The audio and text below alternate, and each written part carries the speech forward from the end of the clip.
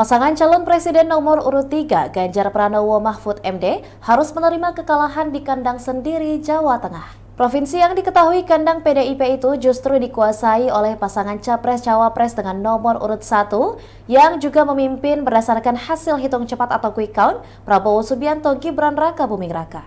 Sama halnya di Bali, Ganjar Mahfud juga kalah dari Prabowo Gibran. Namun meski calonnya kalah, Partai Megawati Soekarno Putri itu justru menang. Melihat hal ini, pengamat politik dari Universitas Al-Azhar, Ujang Komarudin, mengatakan kejadian ini di luar prediksi PDIP sendiri. Ujang mengatakan kampanye terakhir PDIP yang diadakan di Jawa Tengah, hasilnya hanya memenangkan suara partai tak mempengaruhi suara calon Presiden 03, Ganjar Mahfud, dilansir dari tribunnews.com, Kamis 15 Februari 2024 kemarin. Dia berasumsi ini merupakan akibat dari Jokowi Effect, di mana Presiden Jokowi terus berkunjung ke Jawa Tengah dan Bali mengatasnamakan bantuan sosial yang selalu disalurkan menjelang pemilu 2024. Ujang juga menambahkan latar belakang Jokowi dan Gibran bisa sebagai orang Solo menjadi alasan mengapa suara Prabowo Gibran kalahkan Ganjar Mahfud.